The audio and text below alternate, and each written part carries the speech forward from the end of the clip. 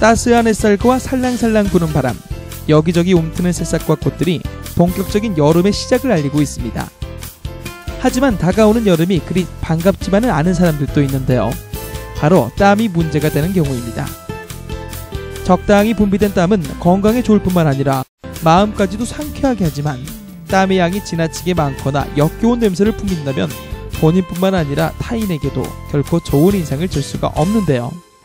날씨가 더워지면서 겨드랑이 땀이 많아지면 마늘과 양파 냄새처럼 불쾌한 냄새를 풍기게 되는데 이를 겨드랑이 액취증이라고 합니다. 노출이 심해지는 여름철이 오면서 액취증으로 사회활동과 대인관계에 문제가 생기는 경우 적절한 치료를 함으로써 좀 더 자신 있는 사회생활을 할 수 있습니다. 기온이 올라감에 따라 피지와 땀의 분비량도 늘어나면서 겨드랑이엔 땀과 심한 악취를 동반하게 되는데요. 특히 겨드랑이 부분에 땀 얼룩이 생겨 대인관계에 지장을 초래하기가 일쑤입니다. 이렇게 땀에 문제가 되는 다한증 환자는 건강한 성인의 약 1%에서 나타난다고 하는데요. 겨드랑이 액취증 환자의 50에서 60%가 다한증을 동반하고 있다고 합니다.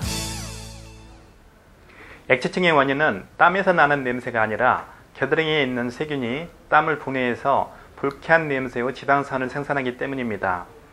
정상인보다 아포큐란 땀샘의 수와 기능이 증가되어 있는 사람에서 나타나는데요. 보통 여름철 더울 때 젊은 성인에서 흔합니다. 다한증과 액취증의 치료의 기본은 땀의 분비를 막는 것인데요.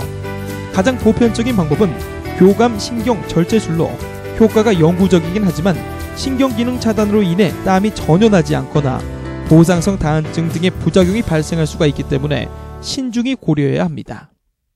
근본적인 치료법은 겨드랑이에 집중된 아포크린 땀샘을 파괴하는 것입니다. 과거에는 피부를 절개하는 외과적인 수술을 치료하였는데 이는 수술 시간이 오래 걸리고 수술 후에 입원을 해야 됐고 또 흉터가 크게 남는 것이 단점이었습니다.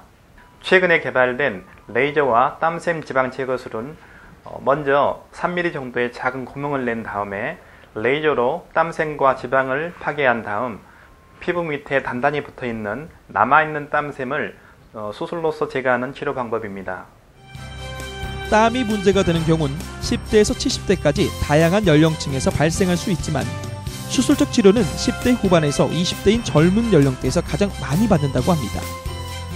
수술받는 비율은 여자가 2배가 더 많다고 하고요.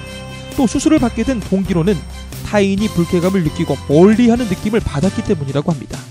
레이저 땀샘 지방 흡입술은 흉터도 매우 작고 효과도 95%에 가까우며 바로 일상생활에 가능하므로 매우 효과적인 치료법입니다. 하지만 수술 부위가 회복되려면 1, 2주간 무리한 운동을 피해야 합니다. 사회적 활동이 많고 노출이 많아지며 아름다움을 추구하는 현대인에게 작은 흉터와 바로 일상생활에 복귀할 수 있는 점이 좋습니다.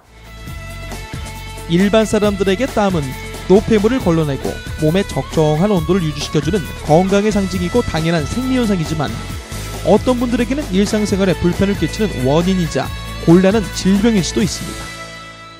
사회활동으로 수술을 할 수 없는 경우에는 간단히 보톡스 주사로 6개월 정도의 효과를 볼 수 있으며 땀 억제제를 바르시면 다음 날까지 땀과 냄새를 덜 나게 됩니다. 평소의 관리 방법은 항균 비누로 잘 씻으시고 국소 부위에 항생제 연고를 바르시거나 방향제나 향수를 뿌리시면 냄새를 줄일 수 있습니다. 자주 목욕을 하시고 내일을 갈아입으신다면 좀 더 자신감 있는 여름을 보낼 수 있습니다.